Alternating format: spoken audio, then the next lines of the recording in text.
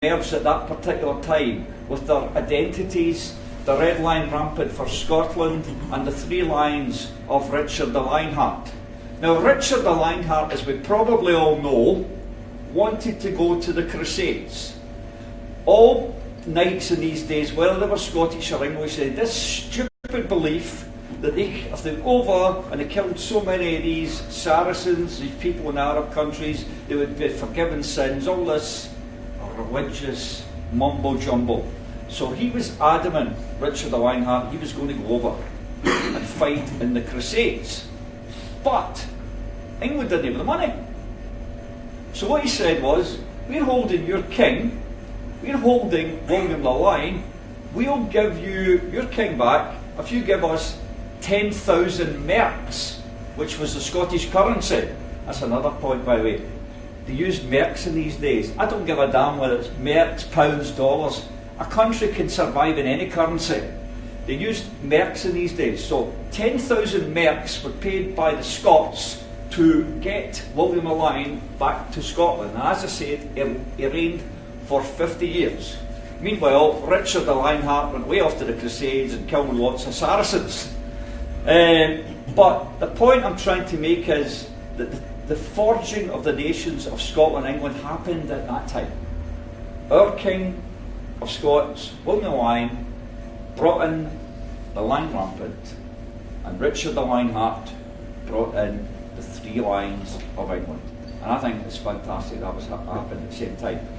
Anyway, moving on from that, we had other great kings like Alexander III. Alexander III led the Scots at the Battle of Largs. Scotland was invaded by the Vikings at the Battle of Largs in October of the year 1263. A Viking invasion fleet actually invaded with the view of taking over Scotland completely. So it wasn't just the Romans and the Anglo-Saxons, the Vikings even tried to take over Scotland and failed. Anyway, there was a massive fleet of ships coming in at Largs, and Alexander III and all the Scots met them on the beach at Largs. And there was a major battle took place there called the Battle of Largs. And they say to this day you can still find remnants of the Battle of Largs on the beach at Largs. Anyway, what happened at that battle? Our kings, are saying these days, were courageous guys. I wonder what the idiots you've got now that are sitting up the back watching everybody else fight. Alexander III was up the front of his troops, and he got an arrow in his face, and he's still fighting on to defend Scotland's freedom. These were the kind of guys we had in these days. Folk that fought to the death for our country's freedom. Alexander III took an arrow to the face, still fought on to win our freedom. All the clans of Scotland were there with him to defend Scotland. Now the story of the Thistle, and this is an interesting thing, the story of the Thistle comes from the Battle of Largs, because there was an early raiding party, a Viking ship that came in early, and they took off their shoes and they creeped up through the grass, but they didn't account for what we have in Scotland, the thistle. So they had their bare feet and they were creeping up, and they went on these thistles, and they're all shouting out, screaming. So the Scots immediately knew they were there, and they were taken over, they were taken prisoner, and all the rest of it. That's where the story of the Thistle comes. These guys arrived early and went through over the ground, and they landed on these thistles, and that's where the story of the Thistle comes from.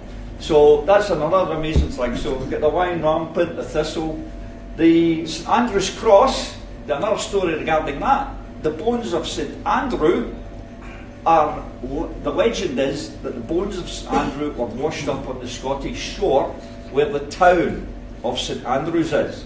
And that's how the St Andrew's Cross and the Lion Rampant and the Thistle are all associated with this nation. Now, as I say, for 1,000 years this country was free. But a most tragic thing happened in March of 1286.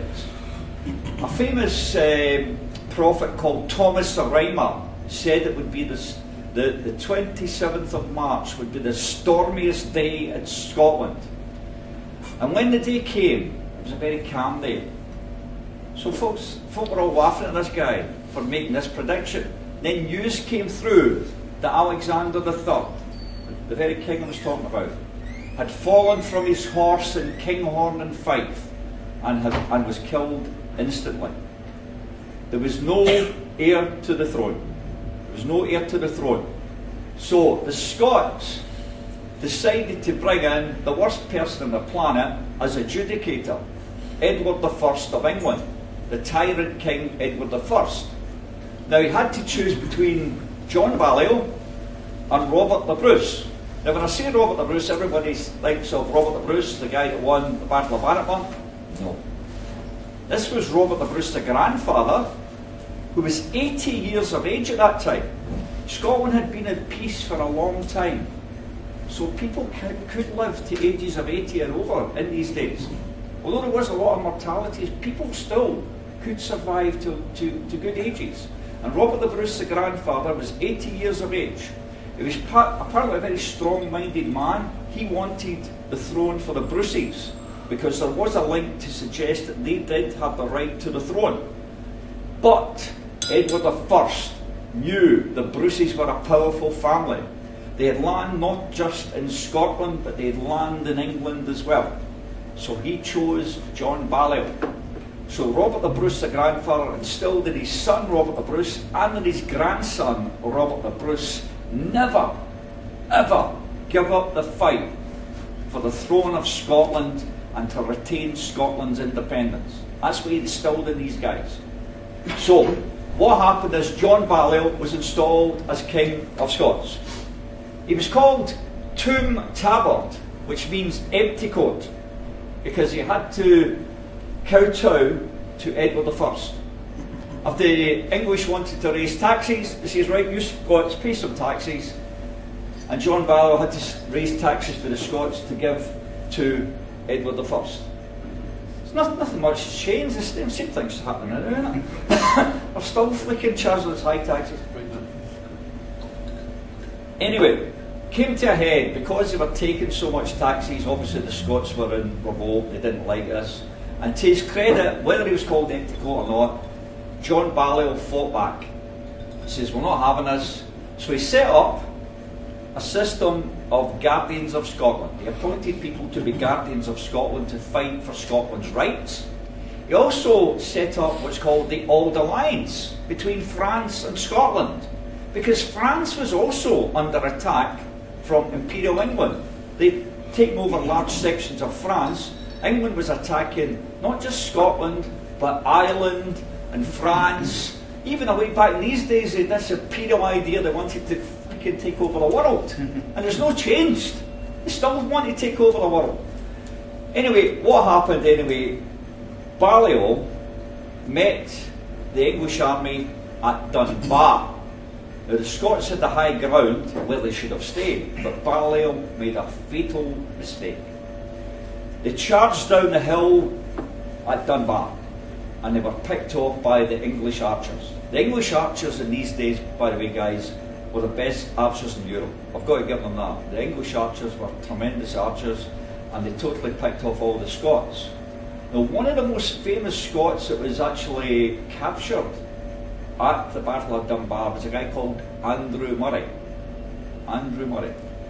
He's a man that seems to have been written out the pages of history. He was a very patriotic scholar, every much as important as a guy like William Wallace. And I'll tell you a wee bit about that later on. Anyway, what happened was Balliol had to abdicate.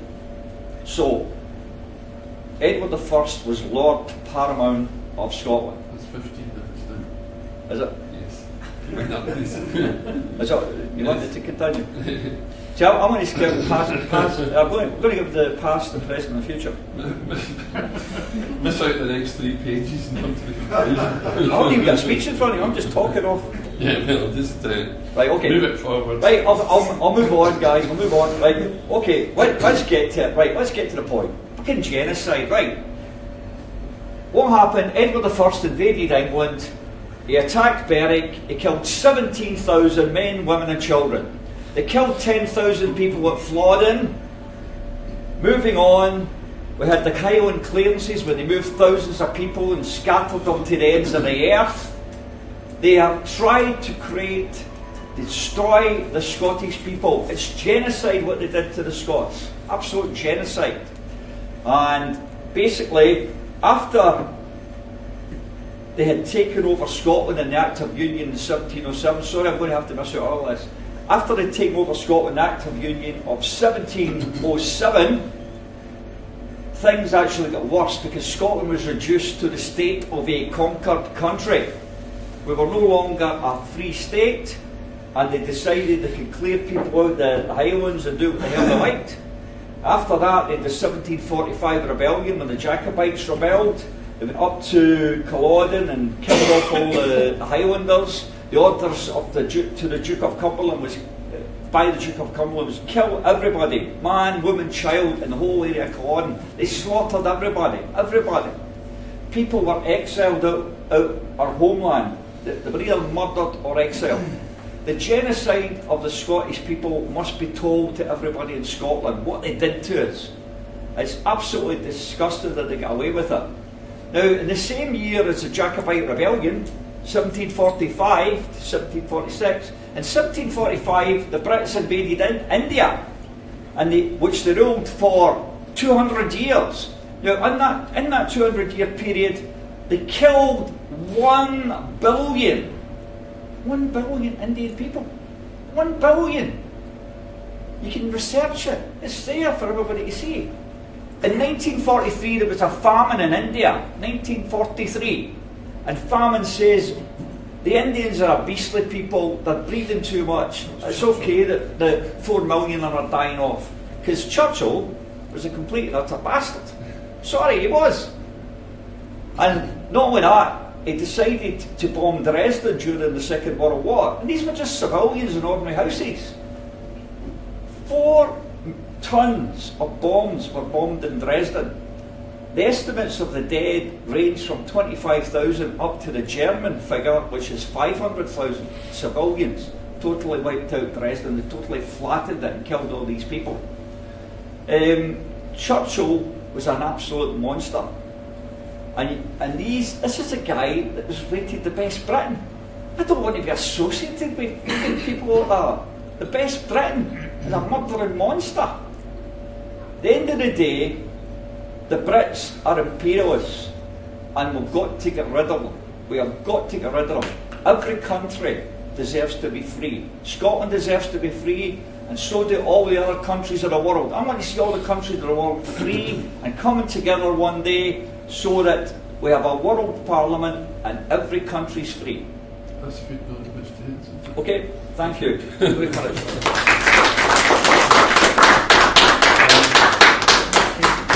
If you need slightly more than your 10 That's fine. That's fine. I know I've said half of it. Thank you very much. Good evening, ladies and gentlemen. Thanks very much to all of you for coming out tonight. It's good for those of you that have come and those that are online. Thanks very much. I'm going to start off by saying something that you probably wouldn't expect me to say, and that is that I believe in independence. I support independence. I believe that for too long we've been part of a corrupt union that has held this country back, and that we cannot go on like this. It's a union that's led by people that are unaccountable, they're undemocratic, and all the power centralised. That's why on the 23rd of June 2016 we made the decision to leave the European Union, and that is one of UK Unity's main purposes, is to talk about the good decision of the United Kingdom to leave the European Union. Unfortunately, as you'll be aware, I don't share Jim and Sean's outlook on Scottish independence in that regard. I think one of the interesting things that has come up recently, though, and it is a major issue for the independence side, is, you know, what is Scotland's place in the European Union? Is Scotland an independent country, but it's still part of the EU? So you're moving your dominance away from London to Brussels. And I know that's a major issue, but it's not for me to tell the nationalist side. Anyway, why do I believe in the United Kingdom? Well, as Jim quite rightly pointed out, history of the country's not been glorious, but if you can name me any country in the world that's had a glorious history, you know, it's very, very hard. There's been a lot of bad people, you know, and to criticise Jim, I think he maybe has a slightly rosy view of what pre-1707 Scotland was. It was a feudal, land-owned country I would suggest that the people he talks about as Scottish heroes were just landowners and people that were interested in their own areas rather than the notion of Scotland. And that was very much a pre-1707 Scotland. My argument would be that in the Union of 1707, Scotland thrived after it. Scotland became a successful country. And Jim also alluded to Scottish exceptionalism. And Scots are maybe a different breed. Well, at the height of the British Empire, I'm afraid it was Scots that embraced some of the worst aspects of the British Empire. Scots that were quite glad to take part in the slave industry, and you can see by the names around Glasgow. So I don't subscribe to the notion that as Scots we are in any way superior. I mean, I agree there are differences, but we have a logo, and we don't want to see a border being created there, a border that hasn't existed for 300 years. And I agree that there is problems with the United Kingdom. The United Kingdom is not a perfect system. And the notion, though, that it is so bad we have to destroy it, I disagree with. I think power is centralised too greatly to London and the southeast of England. But even look at in Scotland today, I think power is centralised in Edinburgh. I don't regard Scots or Scottish people as one unified country either. We could go back pre-7, the pre-era that Jim was talking about. There was many different kingdoms in Scotland. So what I see from the Isle of Great Britain and Ireland, now Northern Ireland, is that there was a move towards union. This notion that in 1707 it was a hostile takeover, I disagree with. There was religious reasons why there was a move towards union. There was the union of the crowns that took place beforehand. There was commercial reasons that took forward to that it was much easier to trade amongst the UK as well. So what I'm here to argue tonight is that the United Kingdom has made a bold decision to leave the European Union. And I think that leaving the European Union will allow the United Kingdom to make fundamental change to how it's run. And what I would say to people who would consider breaking the United Kingdom apart, I'm not daft. I understand why people want to hive Scotland off and break it off. But to me, I've got more in common with people in Manchester, Liverpool, Hull and Rotherham than I do people up in Aberdeen or Inverness or Lerwick. So that's just the way I look at it. I don't class myself as a unionist in the classical sense. I believe in unity, and likewise, we as an organisation, we don't neglect Northern Ireland. It's not perhaps the most popular thing, but the current state of affairs is most people in Northern Ireland want to remain part of the UK. I think the United Kingdom, as a country and as a nation, does a lot of good. And Jim mentioned the bombing of Dresden. And maybe I'm just a bad person, but I would have dropped bombs on every single city in Germany after what they did during the war. And I think we were actually too bloody generous with them after what they did, the scumbags that they were. And that's just my take on it. So I have a different outlook on what Britain is and what Britain is as a nation. I'm not a Scottish nationalist. I believe in the United Kingdom. I believe in 1939 the United Kingdom stood alone. And I believe that if we hadn't have stood alone and stood united, would have been under fascist control. And I'm sure there were certain elements in the nationalist movement that would have been quite happy to have seen that if Scotland was free. So I may be a nice guy and I may talk to you, but I do believe in Britain. And I believe that the United Kingdom is a great force in the world. We have a permanent seat in the United Nations Security Council. We've got one of the best armed forces that there is. And I think that as a united country, once we leave the European Union, we can achieve a lot more. And I'm happy to answer any of your questions. But thanks very much for coming along tonight and speaking. Thank you.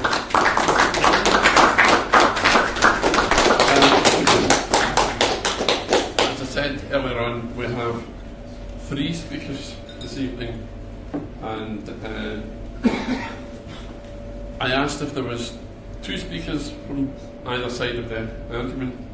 And it turns out there's 2 speakers who are pro-Scottish independence and only 1 for the continuance of the Union.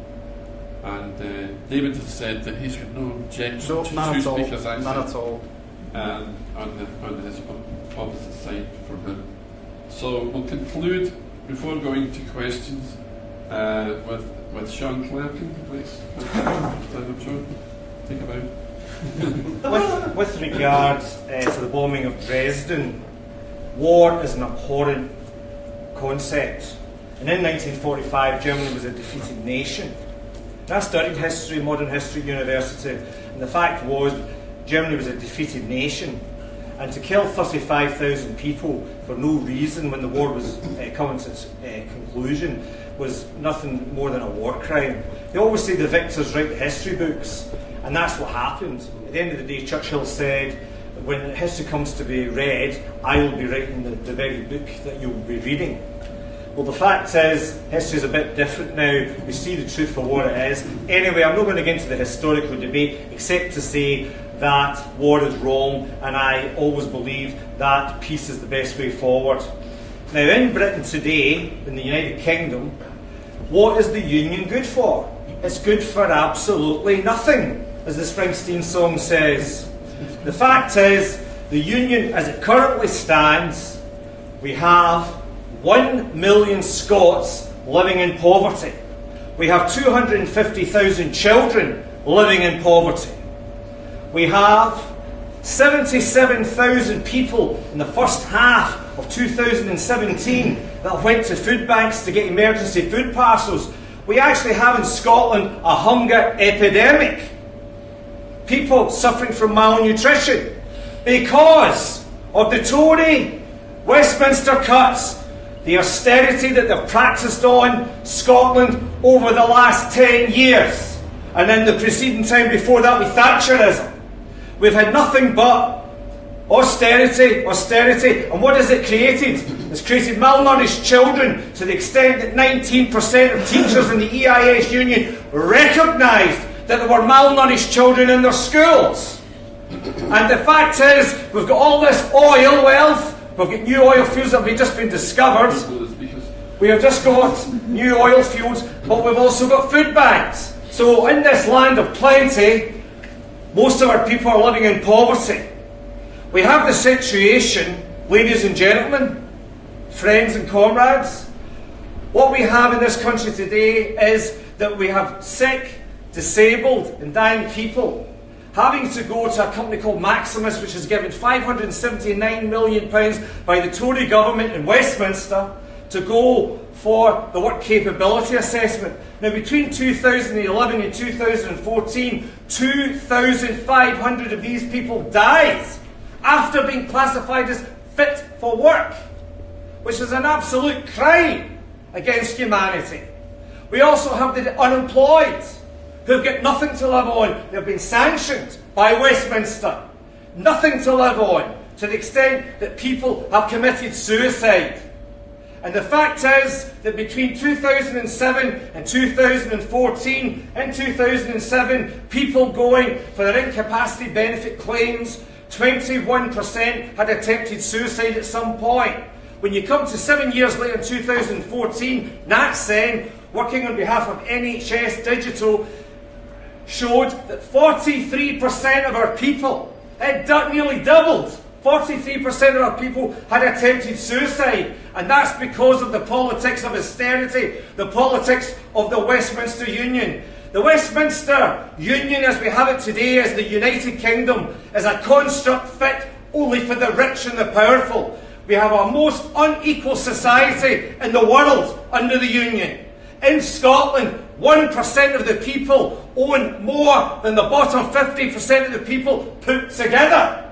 And that is an absolute crime. We have the fact that the rich and powerful, the corporations, we also have the 4 out of the 6 big FTSE companies have paid no taxes in the last 5 to 6 years. We have people that are rich and powerful feeding into the Tory coffers all the time. And the fact is, they pay no taxes. All I can say is that devolution, though I don't like it very much, has achieved something in the last 6 months. We have a budget that was passed yesterday, which is a redistributionist budget, which taxes the rich and the middle class, and 70% of our people, the lowest earners, will be better off as a result of that progressive budget. But going on to say about the Union has given us destitution, poverty, misery, and the gutter of poverty, as I already indicated. But what is the alternative to that? Well, I'll tell you what the alternative is. The alternative is Scottish independence. And what can Scottish independence offer us? Well, it can be a beacon of light, a new independent Scotland based on social justice, based on equality, compassion, liberty and freedom. That's the kind of Scotland we want. And we want Scots and people living in Scotland of all different nationalities, given that after all, the Scots are a mongrel race made up of different peoples and different nationalities. And what I would say about that is, we want a Scotland where everybody has a good education, people are free from poverty, free from want, and it can only be achieved through a socialist, independent Scotland, a Scottish Socialist Republic. And with that socialism, we give people equal life chances, and that nobody will starve to death. Nobody will commit suicide because of poverty. We will have a beacon of light, a Scotland for everybody that lives in our country to be proud of. And that's why I want an independent Scotland, and I want it now.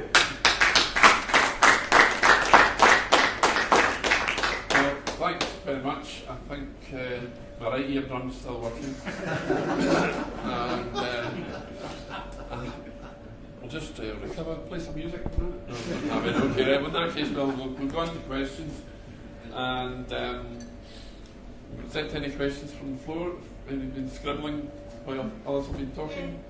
Yes? I would say that Nicola Sturgeon, the SNP, has been in power for a considerable time. 11 years. Yeah. Well, I don't think she's done much of a job. And you still have a 17% lead. Can I come in on that, please? Yes, anyone goes. I think, I've been talking with Sean and Jim.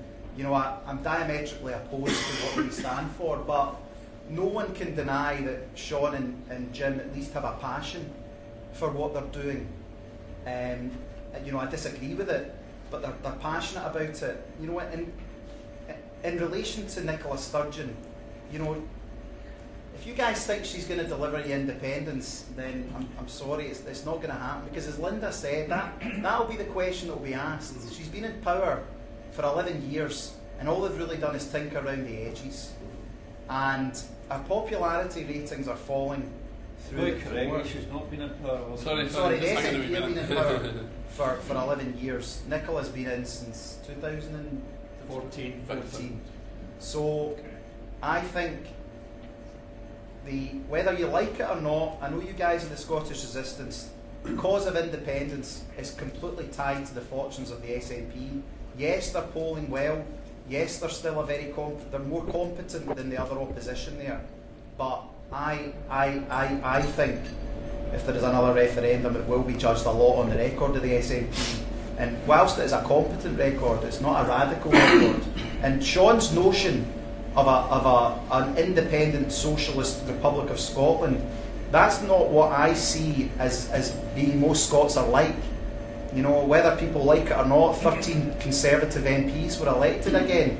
Massive shift back towards conservatism. Parts of Scotland are still very much land-owned. That radical tendency maybe comes from Glasgow.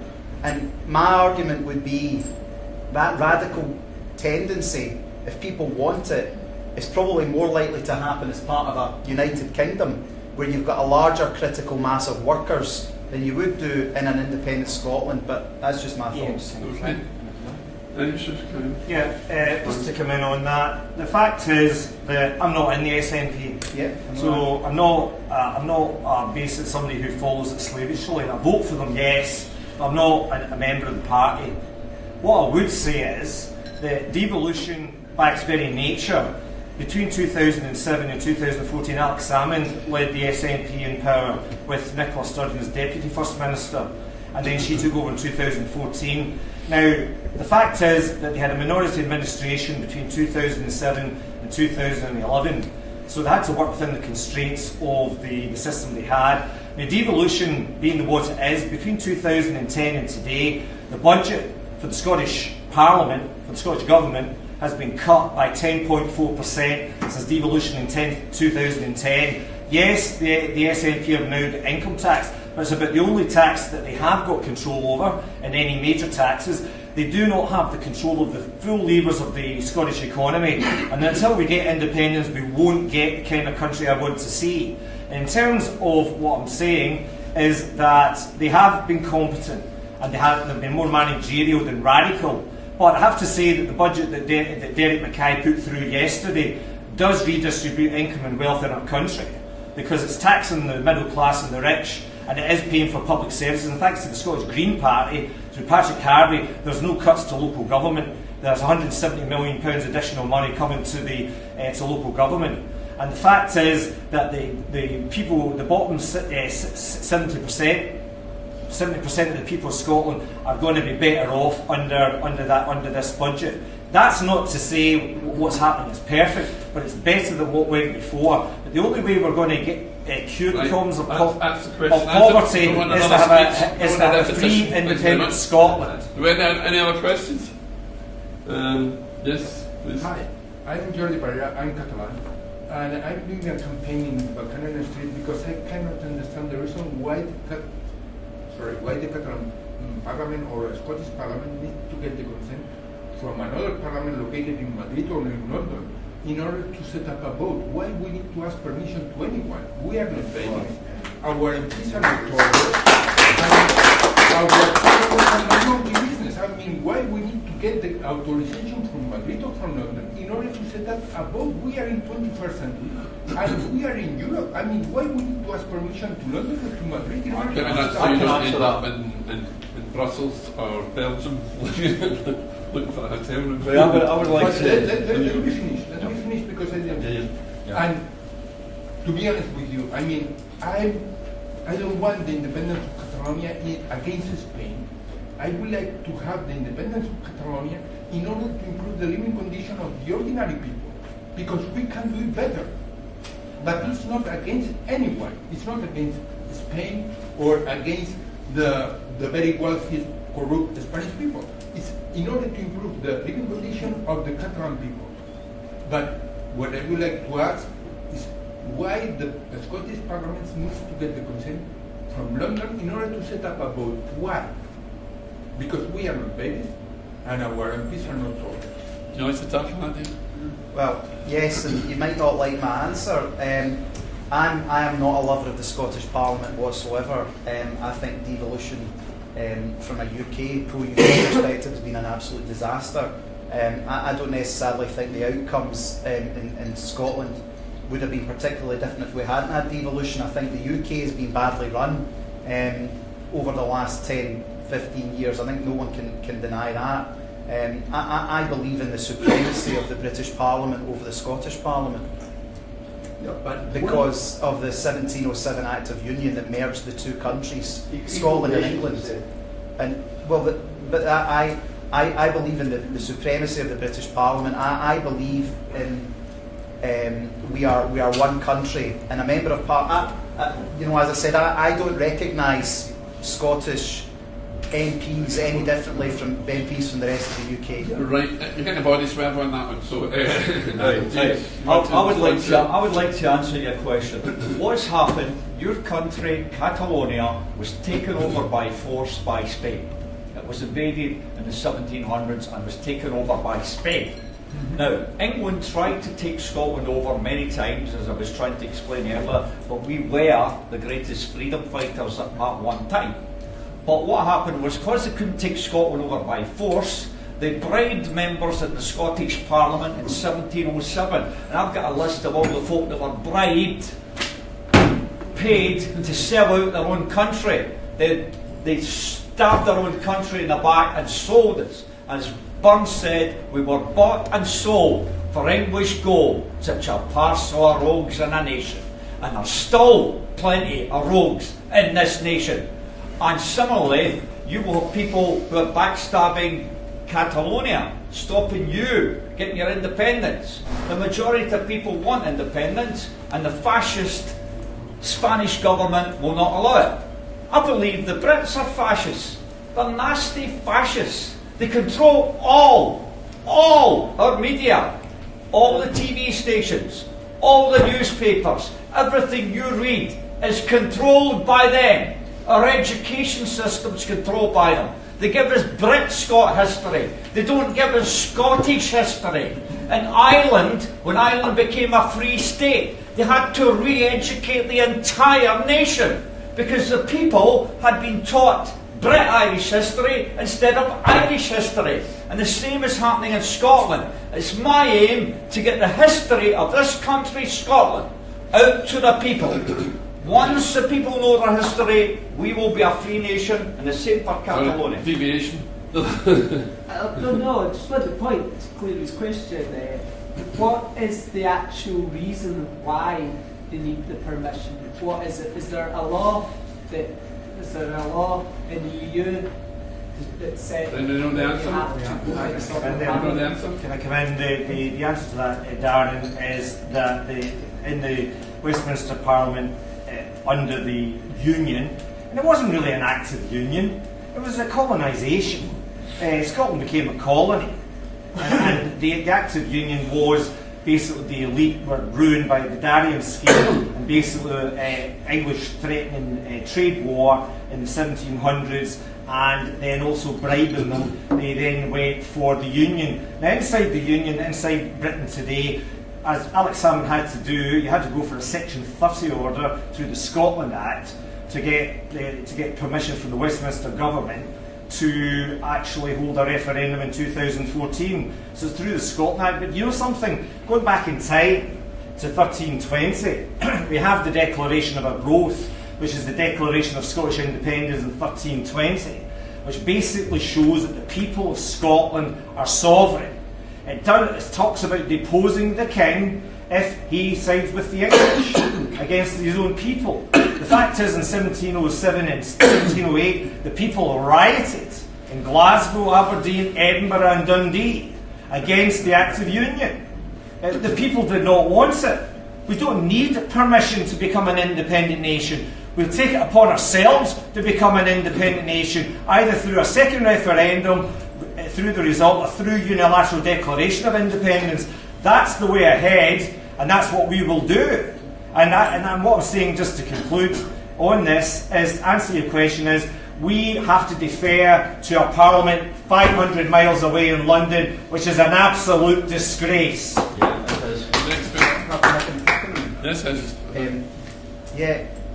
Again, I think Sean and Jim, their version of history is biased from their point of view. That is correct. But there was also a great majority of people in Scotland who did actually embrace the Active Union as well. And the other, The majority. a great number. The 1745 Jacobite Revolution, you know, that certainly needs to be reminisced of. When Bonnie Prince Charlie came through Glasgow, he was fed and watered, but when he was defeated, there were street parties as well. When he was defeated, they were certainly not popular, the Jacobites. You look as well that you talk about what took place. Now, the Glorious Revolution of 1688 was one of the pivotal moments in the future of the United Kingdom, because what that resulted in was religious freedom, and it moved Britain towards becoming one of the world's first fully democratic countries. So to argue that within that 300 years it's been all bad is nonsense. I'm not disagreeing. There has been the history of any nation is without its glories, but to say that it's all been bad and it's all terrible, I would disagree with. But then maybe that's because I've been subjugated to Britain at history, and I'll be re-educated in one of the concentration camps after the revolution. I think I'll be put down the border soon after that. I can't let this carry on. Let's see if I've got another question coming first. We've got another question coming. Yes? Can I ask a question? I think from what I've listened to so far, I'd like to thank obviously they've definitely been first here this week. Thank you. It's like there seems to be this kind of argument between Scotland and its independence. It's like Scotland, which has a population of only 5 million people, and from what we read at the referendum, it was only about 1.6 million people actually, so it's called independence. The idea of keeping Britain together, as you said, I agree with coming out of the opinion with very good reason. I think to kind of give some kind of clarity to give both the unity and independence movement, what they're looking for is what we're missing is what I think the term call it is the elephant in the room. Right? The reason why we have part of these arguments is because of the woman who sits in London, which is not the House of the Parliament, but the woman who sits in Buckingham Palace who calls herself the Queen. That's the problem that we have in this country just now. This woman who sat on the coronation in 1953, both on a fate, stone of destiny, which is, I think is the reason why the focus on Scotland has been so highlighted over the last couple of years. And also the fact was that she broke the coronation oath, that if she was to sit on the throne for 49 years, then the 50th year, which was in 2002, would have been called the year of release, which we know as the Jubilee. So the Jubilee is the forgiveness of all debts, both to the nation and to the people. That came under the Commonwealth nations and the Commonwealth states, which incorporates 2.5 billion people on this planet. So the fact that she's holding this to both an enslavement of the English, the Irish, the Welsh, and especially the Scots is the reason why we're having this argument just now. I think that we really should be addressing the fact that all the politicians in Hollywood are criminals. All the politicians in the House of the Parliament are criminals because she swore up to our utmost maintain the laws of God, which states quite clearly that she is not supposed to pass any form of legislation, whether it's the Scotland Act, whether it's the Criminal Scotland Act, or whatever. So the fact was that we're arguing over both history, also the fact was that the poverty is in Scotland as well. So as you said, to be here living in Scotland was that we get to see these things pretty close because of all the silent population. But because we're moving the argument to a political argument, where there's never going to be a political solution, I think what we have to do to try and readdress was that where do these parliaments get their power from? So that would be your question, where do these parliaments get their power from?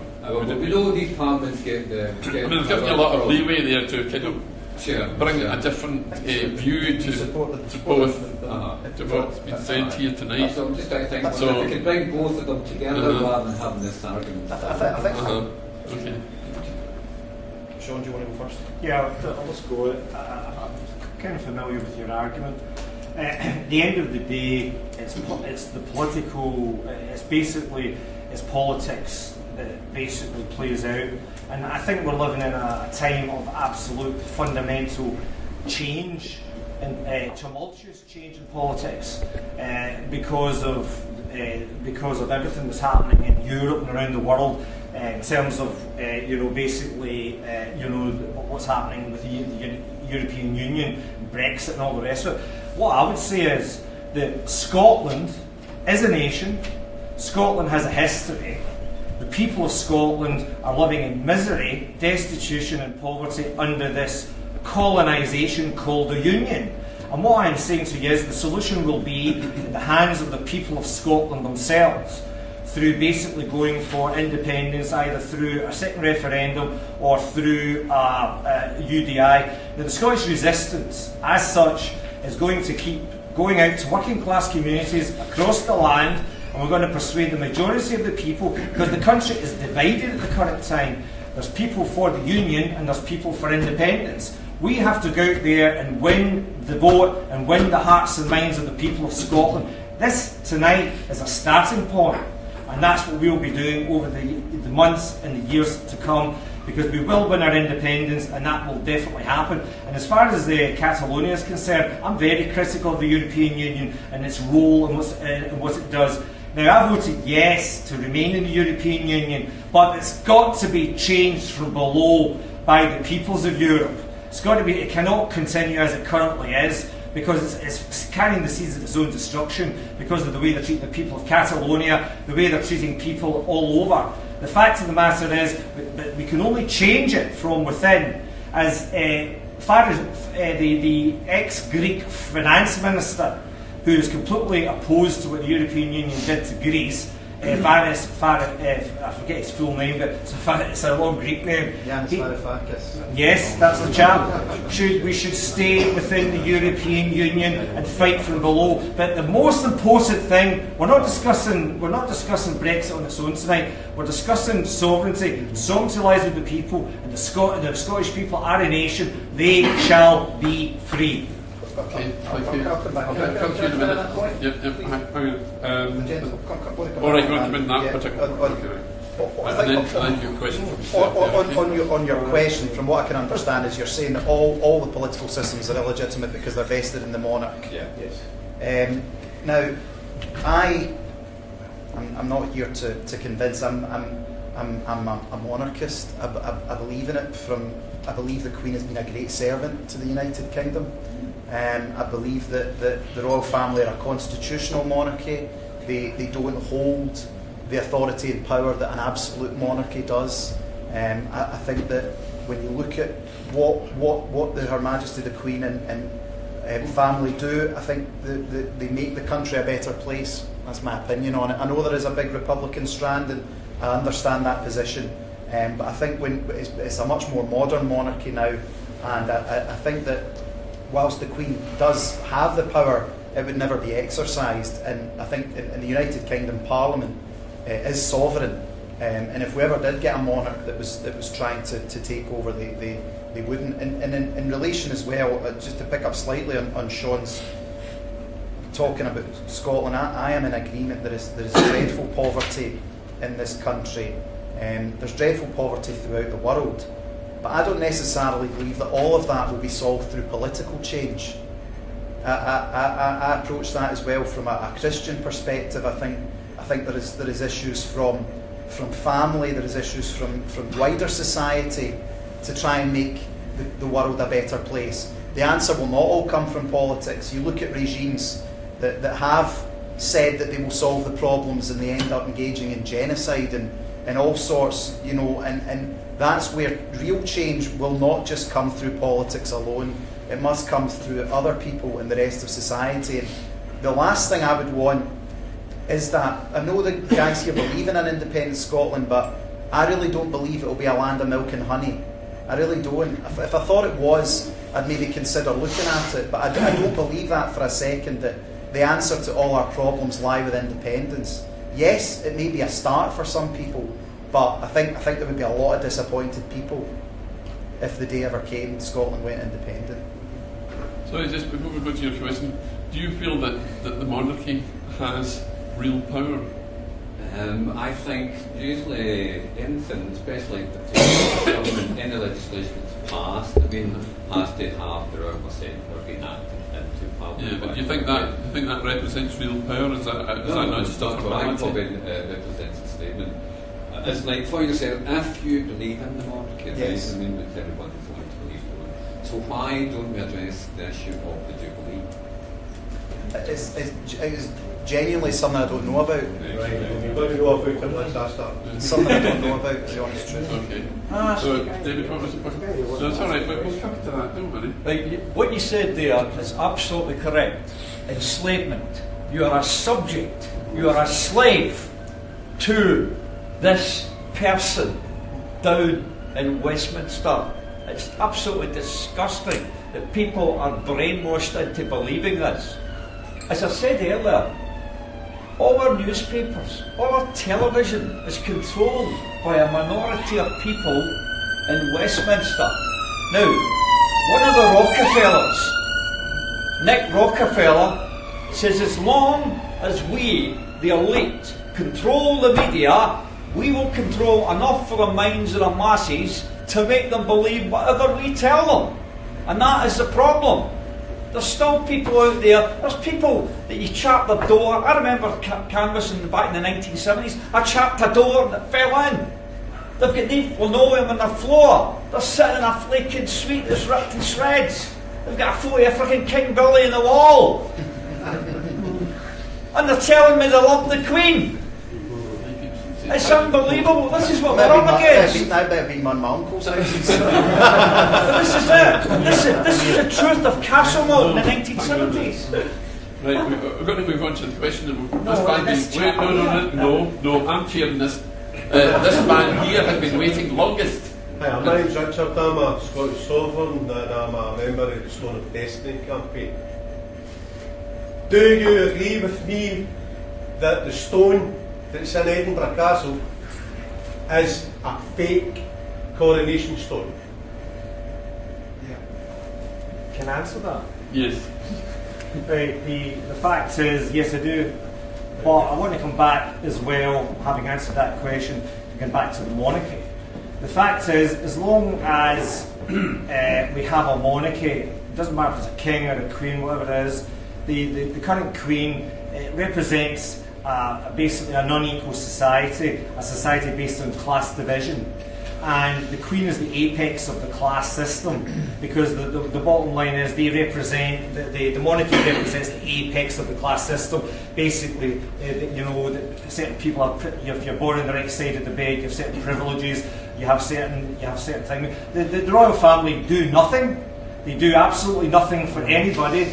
They are scroungers who do absolutely no work and do absolutely nothing for this country. If they were all made to go out to work and actually work in factories and call centres and do a low-paid job, they soon discover what real work really means. The fact is that, David might come back and say, if you have a royal family, we have lots of tourists come in and it brings money into the country. No, it doesn't, because in France and Paris, the tens of thousands of Americans and different nationalities go to the Palace of Versailles and visit the Palace of Versailles and look back on the monarchy under the various French monarchies. But the bottom line is there is no French monarchy now. So the bottom line is the monarchy represents basically, it represents essentially, it represents tyranny. It represents a class tyranny. It represents from top to bottom. You've got to be at the top to get somewhere, and at the bottom you've got no chance. It's the apex of the class-based system. Even the honour system. The honour system is based on class. Certain people in the old days, recent years, would get an MBE or an OBE if they were working class. But if they were at a certain level, sir this or lady that, they had to be of a certain social class. I know that's changed in recent years, but for a long, long time that was the case. But if you want to be a modern country, Scotland needs to be independent, it needs to be a republic. Okay. And it needs to be, in that way it'll be a fair and a better country. Right. But yes, the Stone of Destiny is not the right one. Not the right one. I want to answer the reason why I'd asked is a fake stone. If we could move over. The Stone of Destiny sitting in Edinburgh Castle, do you believe that that's the real Stone of Destiny? Bearing in mind that it is national treasure #1 of the United Kingdom. Okay. It's not something I've ever really given much thought to, but being someone that believes in Britain, I'd be quite comfortable for it to still be in London. And I think, sorry. So that's that. So you'd be quite comfortable. I'd be quite comfortable if it was still in London. But his point is it a fake? Well, or is it genuine? When it was brought back and all the fanfare, I genuinely don't know. It's not something I've had a big history reason of. for it. The reason for the stone is because it's the Jacob's pillar stone. It is the stone of Bethel, the stone that Jacob had his dream, and he saw the transport between this dimension and the other dimension. He said he believed in the Lord. I love the Lord today. Well, Scotland is a Christian country. Whether you're Asian, whether you're an atheist or not, we cannot deny our history as being Christian, and it has been murdered by religion. As a very dull Calvinist, I'm afraid that there is no power vested in any objects. It is merely an object. Likewise, any religious observant is merely an object. Okay, well, I think that's why we've got the seeds of another discussion. Well, that's right. We can talk about transubstantiation. Very quickly on the Stone of Destiny. I want to answer that about the Stone of Destiny. The Stone of Destiny that you're talking about in Edinburgh is as fake as the Parliament in Westminster. Because, let me tell you, the Stone of Destiny was taken on Christmas Day in 1950, that was brought back to Scotland. Copies were taken of that stone. But regarding the Stone of Destiny, when you go back to 1296, when Scotland was invaded, They took not only the Stone of Destiny, they took all Scotland's national historical records, they took all the jewellery of Scotland, they took it down to Westminster, and to this day will have never, ever, ever got it back. And to me, that's even more important than the Stone of Destiny. Okay, right. Does somebody else want a question? Yes, this man here and then this man here. David. Yeah. Right, David, you said you were proud of what happened in 1688. Correct, yes. Right, do you want to elaborate on that? In what The sense? battle, you said battle, a great battle in 1688. There was no battle in 1688. That was the year of the Glorious Revolution. The Glorious Revolution. Correct. Can I just read this bit out to you, right? Yes. It says, in 1688, William was invited to seize James II's throne by Protestant nobles who feared James was founding a Catholic royal dynasty. James, who chose not to oppose him, was captured and then allowed to escape to exile in France. So how can that be a revolution? Well, Because it states, with all due respect, mate, it turns around and says here, on the 5th of November 6th, this is from the King Billy page on the net and from the BBC. In 1688, William landed in England. James found himself deserted by his army, navy, court, functionaries, the law, the church, the city, and even his own family. So the same King Billy that was on the same side as the Pope? I The think- Battle of the Bush? it's funny how The battle in the book. I'm sorry, David, but you sit there praising the monarchy, right? Yeah. Only What about the 5 million Irish people they killed and burned out their houses? only in the west And of by the way, I'm a Scotland. direct descendant of Michael Collins. Only in the west of Scotland would we get back to this. What in 1688, Parliament showed their supremacy over a monarch. That's what happened in Well, what they did 1688. was they Parliament couldn't handle their own internal civil war. Parliament invited And they invited that to somebody. the seeds of modern democracy were sown in 1688. We're still waiting for democracy. All that- papers are controlled by the fucking Parliament in Westminster. That's That- good democracy. Chair, can I please? It was that- the Whigs. the Just a minute. In 1688, the seeds of modern democracy were sown Still by waiting. showing We We have by a panel showing here of 2 to 1, and I'm going to let this one have his say whether you like it or not. by showing that Parliament was sovereign and not the monarch. In 1688, the divine right of kings was also removed. That the king was not put in Because they charge didn't want a Catholic by successor. God, and there was So they made it up to suit themselves. in relation to the That's what history Jews in Ireland as well. Britain's role in Ireland has been very bloody, and it's not been one of great honour. That is correct. I'm not disagreeing with that at all. However, what I'm trying to say is with every, dare I say, conquering army, or with everything that happened, it is not all bad. There are good aspects as well. And But it's- invading other people's countries. no, when the Romans came to the United Kingdom, the Romans It brought a wasn't lot the with them as United well. Kingdom when the Romans came. Well- Christ's sake, get your history facts right. When Romans came to the island of Jesus Ireland, Christ. I think you should One quick question. Yeah, Tell can I come in? me who made the 9th Legion disappear? Can I come in? Can I I come in? think Can I come in? if we're talking about Scottish independence, we need to go beyond the 9th Legion. Can I come in? What is your point? Right, okay, I'll just come in. Right, Right, come in. in 1688, the Glorious Revolution, yes, they did remove the divine right of kings, but at the same time, they made it illegal for Catholic people to be able to be any jobs, any good jobs, anything else. So they took away all the rights of Roman Catholics for about over 100 years. There was nothing glorious about the 60. It was an invasion from Holland, and the bottom line was the Dutch invaded England, and William of Orange took over as king. The fact is that, you know, as well as the Battle of the Boyne in Ireland, there was also the massacre, the McDonald's at Glencoe, personally ordered by William of Orange. So, and the murder of over 100 people. So there's nothing glorious. There's no glorious revolution. It's just one monarch replacing another. Same as the Jacobite. I mean, I'll agree with you that on the Jacobite rebellion had nothing to do with Scottish nationalism, Scotland becoming a free nation. It was just to replace the Stuart monarchy in place of another monarchy. It was a struggle between two different royal families. Okay. That's what it was. Like, Now, on a I would very rather take accurate it. I would note, rather like enlightenment. I would rather take the discussion into the modern era and talk about poverty and things in this day and age rather than just ancient So history. there was somebody over here wanted to put, yes, this man here, and then you back. Yeah, Sorry, I'm James Devine, I'm 62. I'm mixed race. My father comes from Blantyre, my mother from Great Yarmouth. No. Did you get a seal for Christmas? The thing I've got some question here. I don't want to give any speech, but I want to give you some background very briefly. I was brought up mainly by the Scottish influence, so I've never liked the Queen, and for lots of different reasons. But let me tell you how I feel, and I think most people feel passionate about how they're treated in the world. So some of these things I'm about to say are perhaps immature, but I honestly don't know the answers to them, so maybe you can give me them. But when I was at school, as a mixed race person in an English school, I was continually looked down at for my Scottish influence, because the English people didn't like the Scottish people.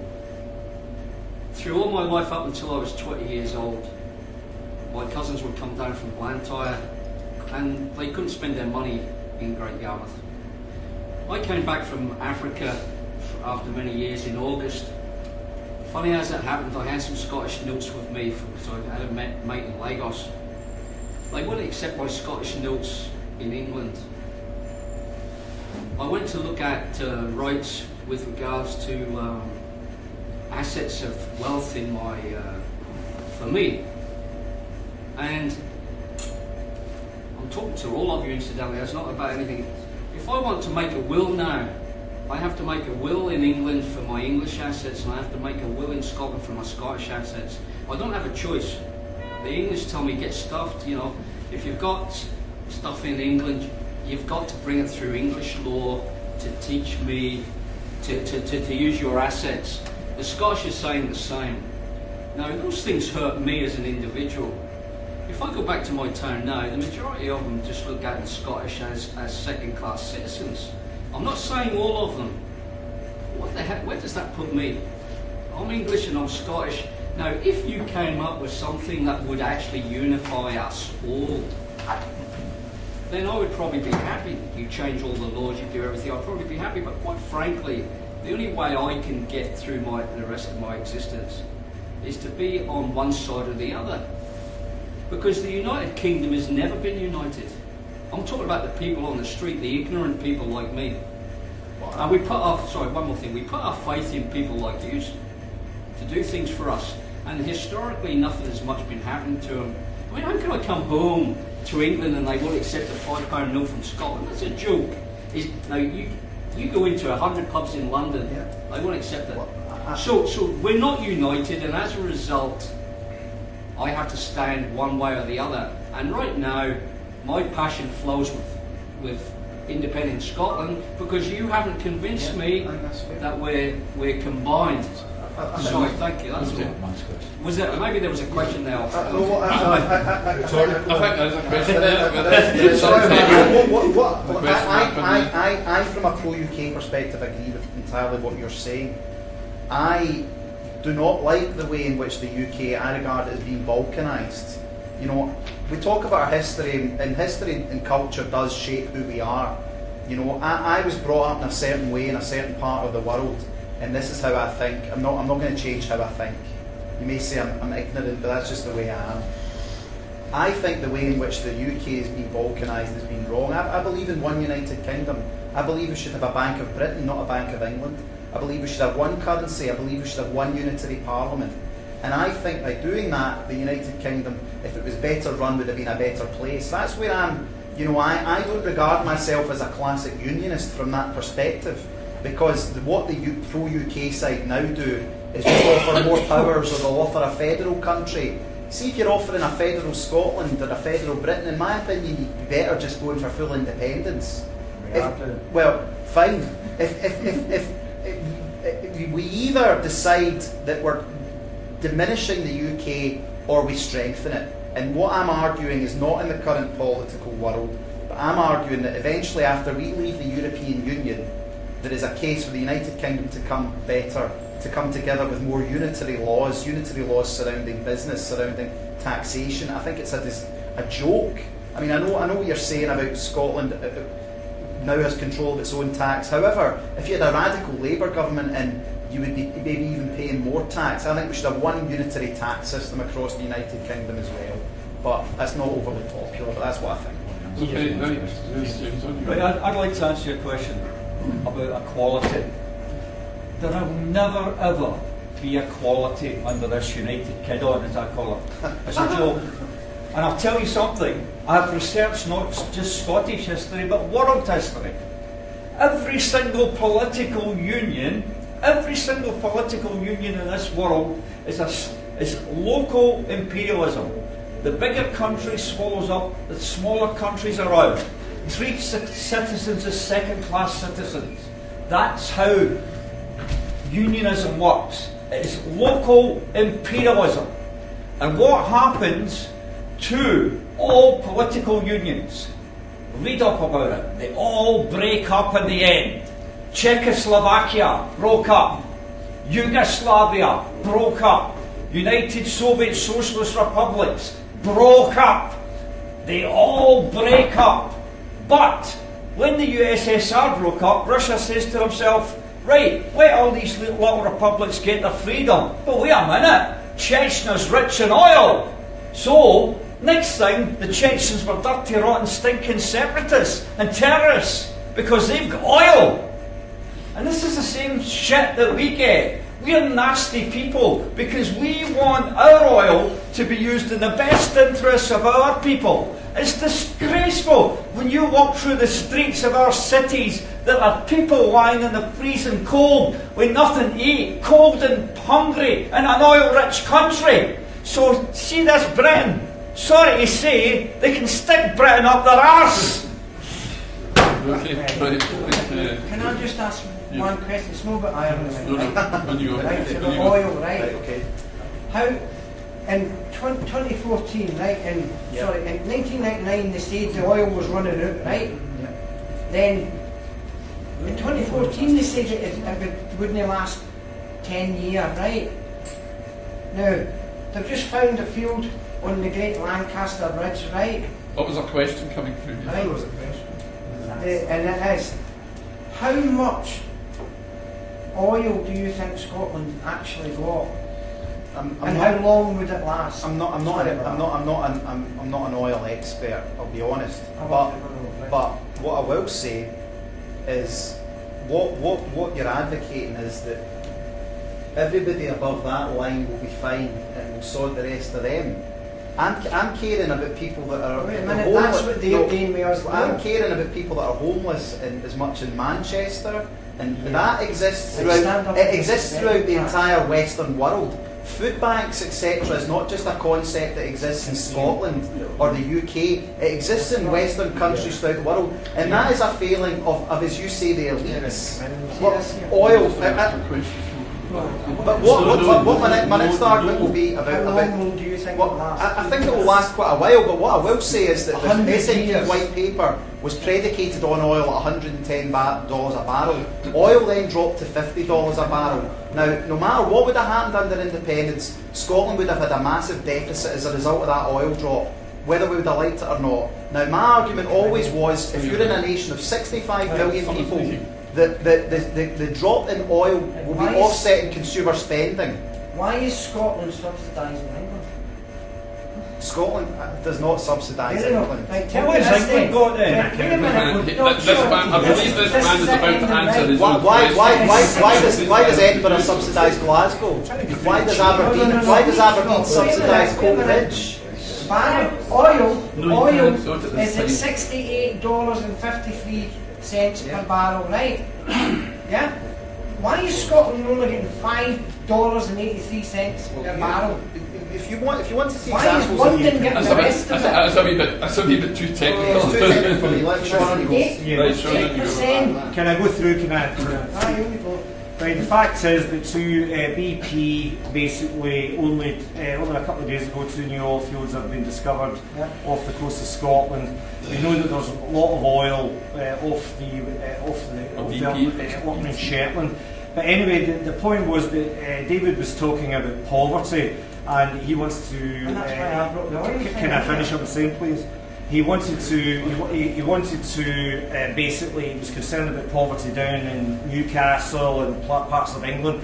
The point is, the United Kingdom as a construct is constructed for low taxation and for mass inequality, and the only way we're going to get rid of that is by having an independent socialist Scotland. And with an independent socialist Scotland, it will be a beacon of hope to other parts of the United Kingdom to go their own, to actually say, we've had enough, we want socialism, we want freedom for our own part of the country.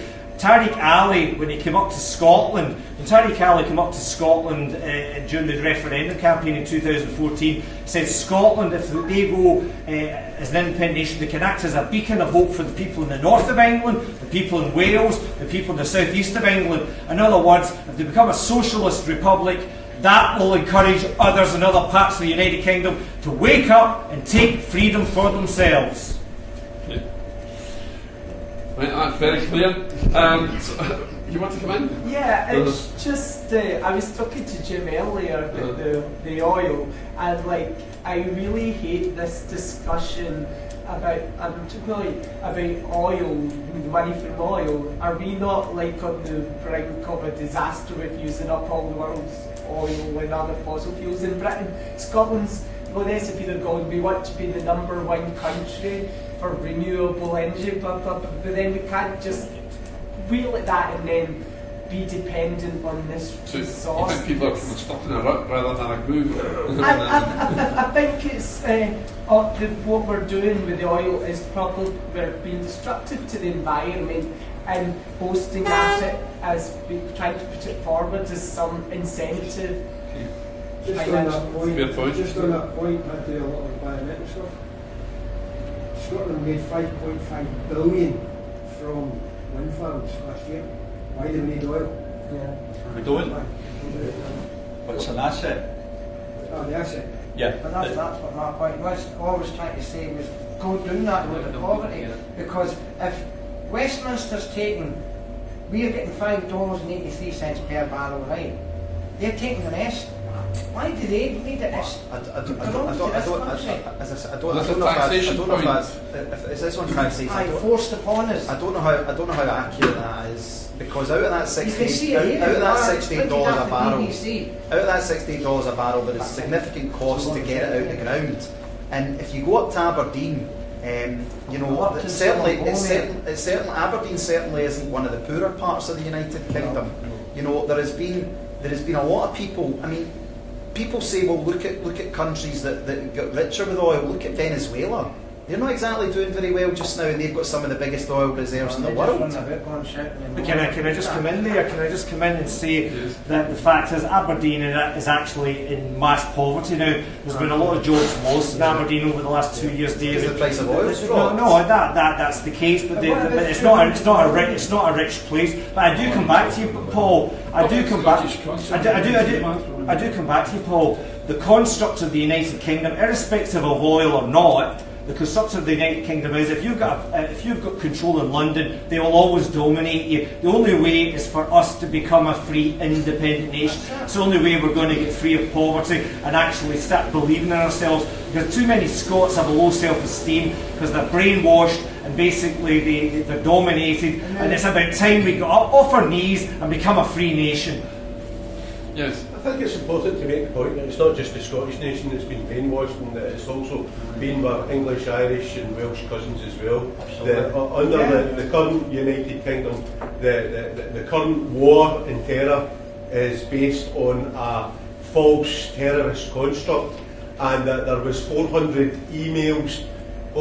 emails and text messages that were detailing on the day 7/7 bombings in London, that there was 3 Asians shot dead outside the Schweizer Bank in the Canary Wharf area, and yet on the media we're told that Sanjit Tanvir blew himself up on a train. We were told that another Muslim person, a Muslim patsy, blew himself up on a bus at Tavistock Square outside the British Medical Association. So that this false flag construct that's been foisted upon us, we're being told, has actually been carried out by the state. There was no post-mortems on any of the people that were killed in the tube bombings, because the bombs were planted underneath the trains. All the injuries were all leg injuries. If I was carrying a backpack with a bomb on it, there would be thoracic injuries, there would be facial injuries and head injuries. There was no post-mortems allowed. The fact that this false flag terrorist construct is continuing, it's been mirrored in Berlin, it's been mirrored in France, with agents taking vehicles and driving them into people. And then we're having staged events where vehicles are allegedly being driven into people, and it's been crisis management actors. We have people like the Sandy Hook massacre. We've got the same person appearing in Sandy Hook, we've got the same person appearing with the Je suis Charlie over in France, and then we've got the same person appearing in the crowd with a helicopter that fell into the Cluta Bar. So this the question is, from the unity perspective and from the Scottish nationalist perspective, this false flag terrorist construct, when are we going to start addressing that? Because then that takes us closer to the truth, to who's driving it. I think that is, again, is an interesting array of things you've brought up there, but it's for another night, really. So yes. Yeah, I have a question. I mean, what is happening right now in Catalonia, it's not only affecting Catalonia, it's a problem of all the European nations without a state. And I would like to ask you, what do you think about Madrid did it on the 1st of October? They sent the police, they arrested people because they wanted to vote. And we have 4 people in jail because they are backing the independence of Catalonia. I mean, Madrid cannot win, because if Madrid wins, if something similar happens here, London has the right to do the same, because the European Union is saying, this is not our business. I'm not an expert on Catalonian in Spanish history. No, but I will tell you what I think. I'm not just only about. I will tell you what I think. Sorry to interrupt. Yeah, of course. I'm not talking about Catalonia. I'm talking about the right of people to vote in Europe in the 21st century. Okay. And without being hit by the police. Okay. I think the way the Spanish authorities conducted themselves on that day was absolutely disgraceful, and the Spanish state did themselves no favours.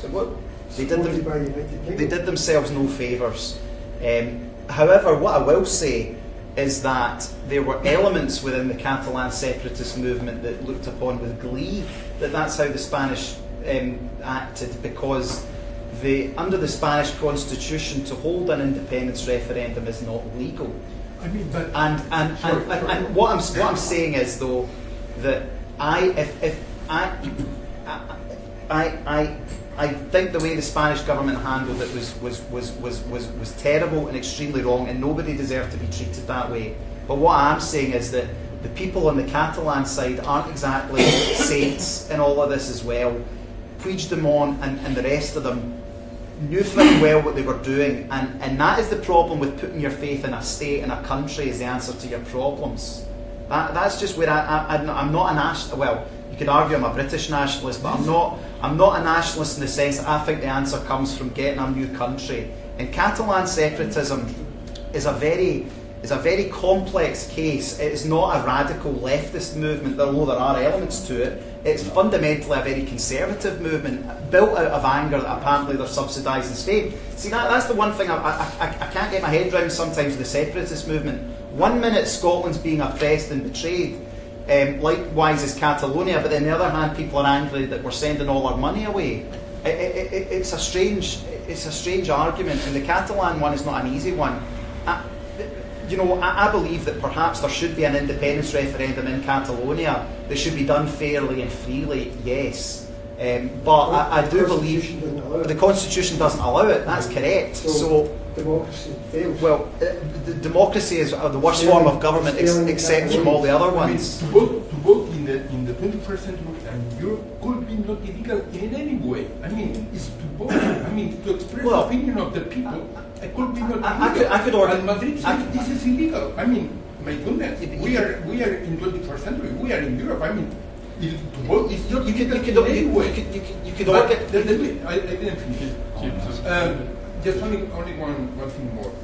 I mean, this is happening because the Catalan parliament needs to get the consent from Madrid in order to set up a vote. I mean, this is happening because Madrid has the right to say, no, you are not going to vote, and we are going to send up the police. Yeah, of course, bring James in. What you say is absolutely right. What the Spanish did against the Catalan people was absolutely disgusting. But I'll tell you something. What was even more disgusting was the fact that that European Union sat in their arse and did nothing. Nothing. Because I'll tell you something, all political unions, all, even this European Union, are corrupt. We've got to get rid of this word union. It's shite. The biggest country rules the roost in any union. See this freaking European Union. Who do you see every time you see the European Union? Angela Merkel. The freaking Germans run the European Union. We fought a war against the Germans and they're running the freaking European Union. European unions are corrupt. The editing. Let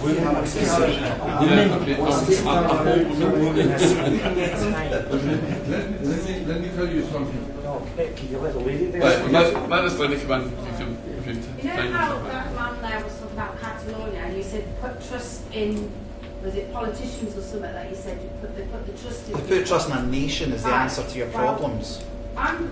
From what you said now, I'm going to try and have to word it because I haven't wrote it down, is that people trust politicians, right? No, they shouldn't. No, listen, right? And when you vote for whoever it may be, the Greens, Labour, or whatever, right?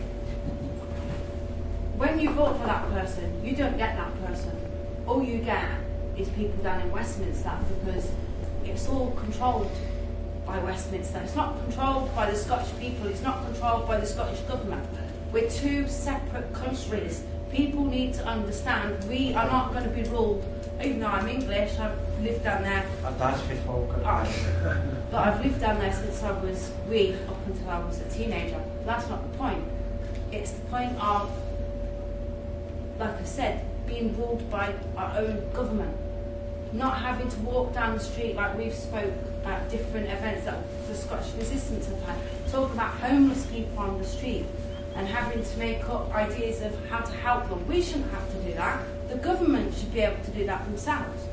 By getting the money given to them, not being budget cutted from different areas like the NHS. People mock the Scottish government because there's not enough money or there's not enough nurses or doctors in the NHS. Why is that? Because Westminster is cutting it up. There is another argument to be held. There is another argument to be held, though, that if you throw money at a problem, it doesn't always change the outcomes. You know, so just I mean, you could. There's what about people that win the lottery? They win 5 million, and then within 3 years it's all gone. The fundamental problem, what I'm arguing about, is the fundamental problem comes from. I know I could get into a real theological discussion here, but human nature has and always will be a flawed system. There is no perfect form of governance. It is not possible. Just because you get rid of apparently this Westminster. Now, I think Westminster is badly run. I'm not disagreeing with you, but by putting all your hope and faith in an independent Scotland as the answer, I would disagree with. Because it's still the same people, it's still the same politicians, it will still attract these managerial types, it will still attract the same types of people. If anything, I think a small nation would end up being run by an even smaller cadre of oligarchs. You know, what's that, sorry? you're going back towards Ireland. Well, is Ireland? Ireland's got terrible Ireland homelessness. belongs to Ireland. It's a teddy bear. It belongs to Ireland. But Doesn't look belong to William at Lawrence. look at the food banks that exist in the Republic of Ireland. Look at the poverty that exists in the Republic of Ireland. And apparently everything was supposed to be solved when they got rid of the British. And that's what I'm saying, is the idea that national self-determination will result in you getting this panacea is garbage. Sure that Scotland will not stand in its own I'm not way. saying it can. It Support might. it then. Well, Do you I'm not consider yourself supporting to it. be British or Scottish? I'm British. Where were you born? I was born in Britain. Where were you born? I was born in Were you Britain. born in Britain? What does my passport Britain was say? only formed in 1706. That's right, it still exists. I was born in Paisley. I was born in Paisley. Paisley, right, you're Scottish. No, what is your passport? I'm British. I'm British. I take it you go to Ibrox then. No comment. Can I come back to the gentleman from Catalonia? The fact is that the Scottish resistance actually went into Edinburgh and went up to North Hill Street and occupied the Spanish consulate, so we did. The fact is that I happened to say in a speech there inside the consulate that we occupied it, I turned around and I said that the Spanish government, if they go ahead and get all the ballot papers, and they were trying to destroy them that week before the independence referendum that Sunday. They were burning ballot papers, they were trying to block stations and get the Guardia Civile in there. I said they're behaving like a fascist nation. And guess what? 2 days later, I had 2 CID officers from Edinburgh come to me and arrest me for breach of the peace and taken along to a police station, detained there for 2 hours, and then a week later I got an indictment which says I used the word fascist, and that was part of the breach of the peace that I was arrested on. So we can say that Spain and Britain are basically behaving like fascist states and denying people the right to self-determination, because at the end of the day all the Catalan people did, 2 million who voted, and 90% voted for independence, for the new Republic of Catalonia, which is what we recognise, because they are a republic, and whether they like it or not, Spain is finished as a nation as it currently stands, because the Catalans will be free. The bottom line is, for me, is democracy was denied. Over 1,000 people were badly injured, taken to hospital, men, women and children, all because they wanted to vote. The democratic imperative, because they wanted to vote. And we are being stopped here in Scotland from creating our own nation, and we are the right to self-determination, we are sovereign, and we will be free to establish a country that's based on equality, freedom and liberation. Okay, I'm full agree with you, and I think, Catalonia or Scotland, they don't need to get the consent from Madrid or London in order to set up a vote, because we are not babies, our MPs are not told us, and why we need to get permission from them. Correct. Could I ask you something? How long was Catalonia a country in its own right before it was invaded by Spain? It was invaded by Spain, I believe, in the year 1717. Was it called? No, 1714. It's the Kingdom of Aragon. 1714, but Spain was set up by 2 kingdoms, the Castilian Kingdom and Aragon Kingdom. Catalonia was part of Aragon Kingdom, and they set up in equal conditions, as equals. Right. Okay. And Castilian respect that until 1714, when they send the troops, they invite, Catalonia, and they cancel everything. They cancel our privilege. All kind of. The English were involved in that as well. Yeah, they were involved in everything. Yeah, and they cancel our rights. They cancel our rights on the 1714.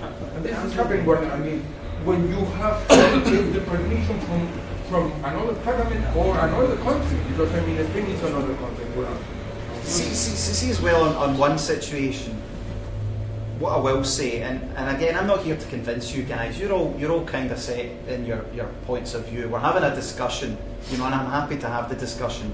But the freedoms that we have, what freedoms? The freedoms that we have in this country, relative to other countries, we're pretty fortunate. What country? It's about a multinational state. And I don't share this. I don't know. But what I know is the Scottish Parliament needs to get the consent from Westminster Parliament in order to set up a Correct. I mean, and not because we are in 21st century and we are in Europe. But my goodness. And why we need to get the consent from another parliament in order to set up a vote? I think we've stressed that Well, point our quite parliament well. Well, that's right. Everybody else want to give up on that? Yeah, there you go. Well, I don't know why I'm here because I'm not political. We all wonder that sometimes, you know. This is the first political debate I've been to, and I'm a unity person, obviously.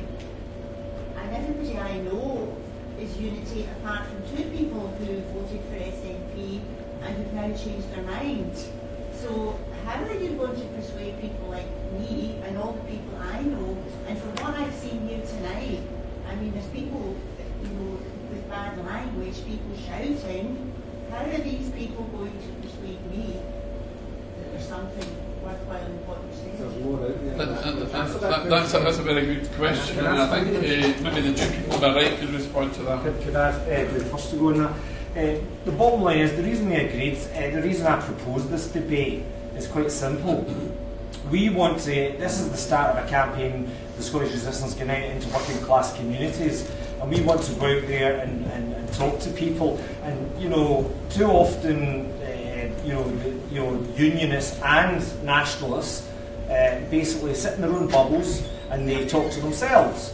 So this is the start of an attempt to actually win over no campaigners to yes, and it's vice versa. David's wanting to win over yes people to no. And we have to reach out and start having this debate, get away from the politicians and actually start engaging in the whole debate on independence. And this is the start of it. This is only a start tonight. Yeah, I may have raised my voice, but I'm passionate about what I believe in. And and the bottom line is that this is a start tonight. And the bottom line is, yes, I put the case about poverty, about the fact that Westminster is a construct based on low taxation for the rich and the powerful. That's the message we want to get across to people, to persuade them to come across and vote yes. In the future, in an independent Scotland, will be a better society for everybody. And that's what we're putting out tonight. And this is only the start of the process, and I'm sure David will say something along the same lines. I think what Linda's quite eloquently said is that whether people like it here or not, Scots aren't really particularly radical. They like to think they're radical, but my impression is they're not. And dare I say, a lot of people in Scotland are actually quite small C conservative. We get out the West of Scotland bubble. Small C conservative. No, small C conservative. We like David Mundell. He's an elected member of Parliament. You get out the Glasgow West of Scotland bubble, and that is the fact. There is a lot of people, when it comes to the decision of independence, they won't look at it from a radical perspective. The thought of Sean and Jim's radical independence, unfortunately, would put a lot of people off, and that's just the fact of the matter, So you deal with Alan Bissett, and he's the Rangers man. You stand up beside him and go for independence. I don't believe in independence from a number of reasons, but I do believe though that Sean is right. That people should be able to have a conversation with each other without wanting to come to blows over it, because the last thing we ever want is, well, that's right, and that is one credit about the independence debate in Scotland, is it's never got like it has in Ireland, where people have taken that. We don't want that divide to exist based on religious, or it does exist underneath the surface, but we can discuss it and keep it civilised, because that's the other thing as well. And I know Sean and Jim and the rest of the people in the Scottish Resistance get this bad reputation, but from my experience, the people I've met, they're actually just very passionate. And what you need is passion, because it's passionate people that actually make the world a better place. That's the facts. It's true. And I think it's worth mentioning, since both sides of the argument here seem to be saying that we should look forward, if you like, to almost a sort of new enlightenment of discussion on all these hot topics. And it's worth mentioning, just as a wee aside, that the 29th of January, which was Monday that's just passed, is Free Thinkers Day.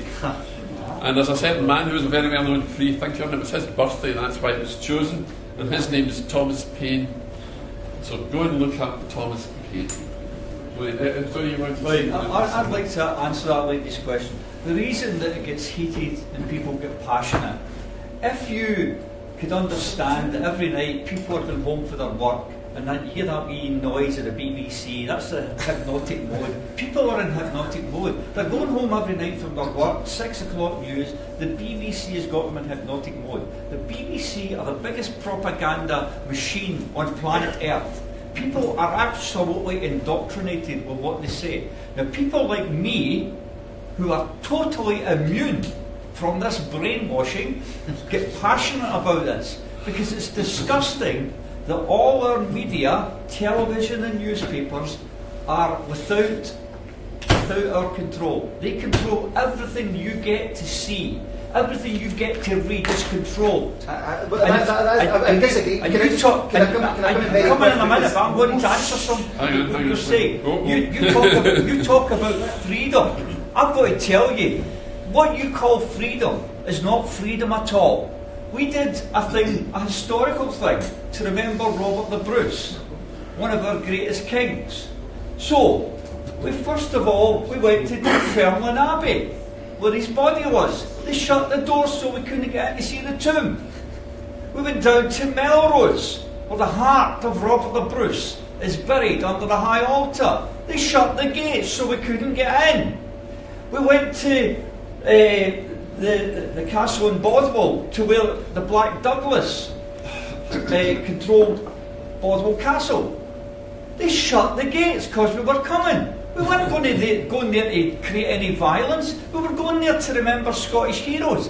What they call freedom in this Britship place, there's no freedom. Right. We're not allowed freedom. Can I go back to Jim very quickly, this point about that? That is, in the age of social media, where you have Facebook, Twitter and the internet, to say that everything is censored in this country is simply not true.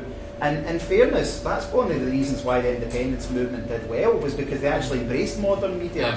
Yes. On the second issue as well, social media, not mainstream media. On the second issue of freedoms, I do not regard my freedoms as being bought given by politicians. You know, and as I say, I argue this, well, on a personal level, from a Christian perspective, my freedom does not come from politics or the political system. It comes from a Christian ethos, and the way I believe in God and I believe in a sacrifice through His Son Jesus. That's where my freedom comes from. That's just my perspective. Again, that's something else for another debate. But what I say to many people is that this idea that everything is solved through politics, that all the answers are through politics, has been proven wrong. It's been the vestige of totalitarian regimes, from fascism to communism to extreme socialism, and none of them have ever worked. Okay. Ever. Sorry, I'd like to invite the lady back that asked the original question to. Yes, I just want to finish off by saying to you that I watch the BBC, I am not brainwashed, I can think Yes. You're one of the lucky ones. Is there anyone? We're all brainwashed. That's a problem. We don't realise it. It's very simple. It's just when I heard David Dow's views of an independent man myself, he said he'd like everything to run to Westminster.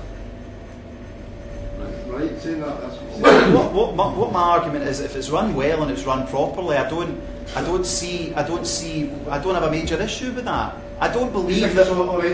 No, it's certainly not all right, but I do not believe that Scottish independence is the answer to everybody's problems. It's okay for the Scottish government to be shut down then after this Brexit. I wouldn't shed a tear. But you don't tell. You write different.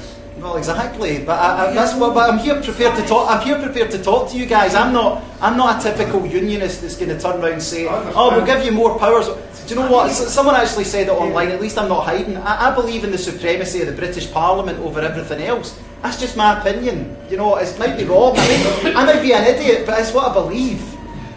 David, can I just ask you one quick question? About social media, you don't believe it's monitored? Straightforward, yes. No, he didn't say that he didn't believe it was monitored.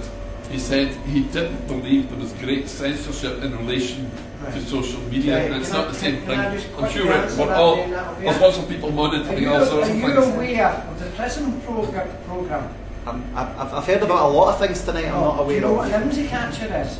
No, I don't. Look it up.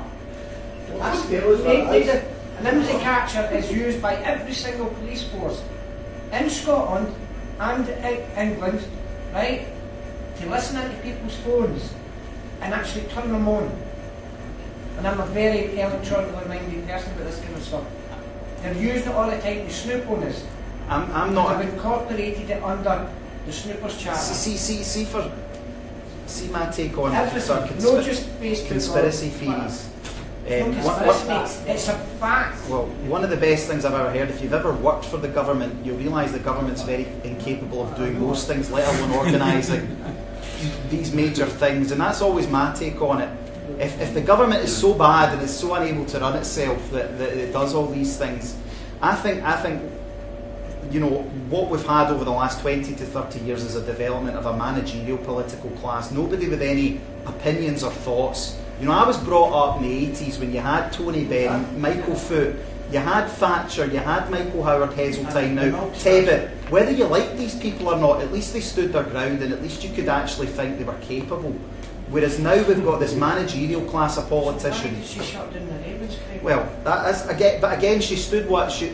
I would disagree with that, but she did what she said she would do. Okay, well, I'm going to say what I'm going to do. I'm going to shut it down.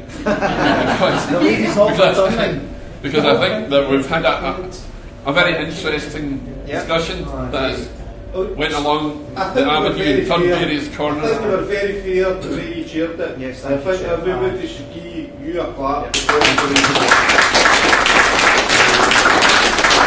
And I'd also say that people have brought up certain questions that we couldn't really address tonight. But some of these are food for thought and may well be the subject of future discussions. Okay, thanks very much. Just make one quick announcement. Could I say that the UK Unity and the Scottish Resistance do apologise for people with disabilities that couldn't attend this meeting tonight because it's upstairs. But the next time that anything is ever held, it will be on ground level. Thanks for that, man. Let me tell you, not only I thought you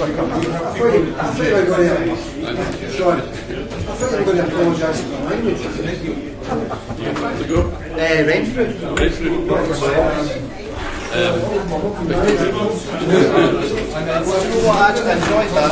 hope you enjoyed that, folks, tonight. I should say it on the